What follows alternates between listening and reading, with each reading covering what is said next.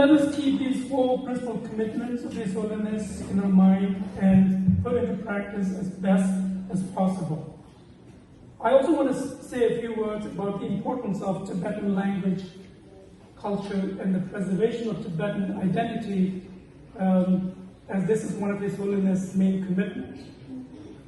Behind the Himalayas, China is systematically and intentionally depriving Tibetan children the opportunity to learn their own language and culture by banning instruction in Tibetan and replacing it with Chinese language in all levels of school system. The United Nations Committee on Economic, Social and Cultural Rights just this past March reported children as young as 5 years of age are forcibly being removed from their parents and forced into these Chinese boarding schools with the goal of stripping these children of their Tibetan identity and replacing that with the Chinese blood. In other words, Chinese government is intentionally and systematically trying to annihilate, make Tibetan language, culture, identity extinct in Tibet. For this reason alone, and I think it's very relevant to those of us in the free world, it is critical, it is our primary responsibility to preserve our language, our culture, and our tradition, and that is why our weekend Tibetan cultural classes are so critical in terms of preserving not only our culture, our identity, but also in terms of promoting the Tibetan cause. In this regard, Most Holy Redeemer Church has been extremely gracious in allowing us to hold our weekly Tibetan cultural class in this center here since 2019 for a very nominal rent. I want to take this opportunity and on behalf of the Tibetan Parliament in Exile, want to thank the Father and all the staff members and members of the Most Holy Redeemer Church for their support. Likewise, as our President mentioned earlier, one of the chief supporters of our weekend Tibetan cultural classes has been Mayor Nicole LaChapelle. And so again, as a member of the Tibetan Parliament, I want to express our gratitude and appreciation to you for all your support. I would also urge our elected state and federal representatives to sort of really look into the possibilities of not only saying that the preservation of Tibetan language and culture is important, but also doing something about it in this country.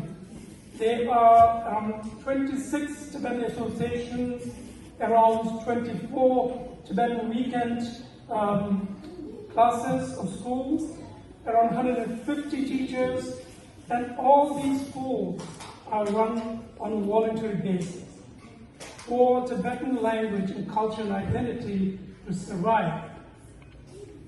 Our best hope is outside of occupied Tibet and in the free world, and I think in this regard, the state and the federal and the local government of the United States have a role in terms of supporting and assisting these schools so that these schools can become sustainable and flourish and become centers of Tibetan language and culture.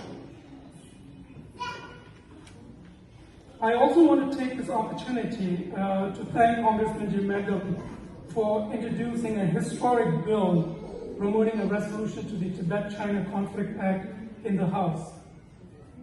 I say this is historic, unprecedented, because it is indeed historic and unprecedented, because for the first time, contrary to what we always hear and see in the news of elected US officials saying that Tibet is part of People's Republic of China, this bill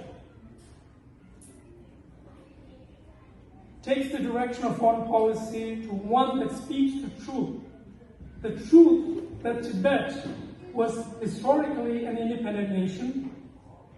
It rejects the Chinese false narrative that Tibet has been part of China since ancient time. This is just BS, right?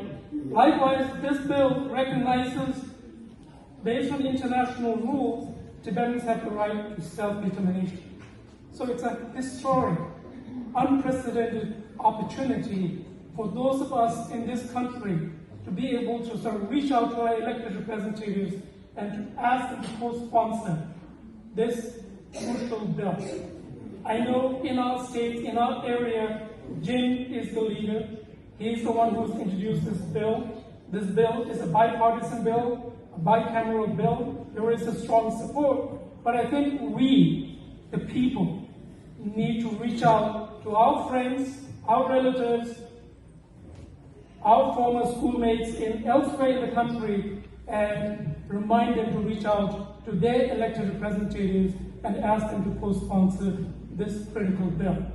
I think if we can get this bill passed, and I'm sure Jim is working very hard on this,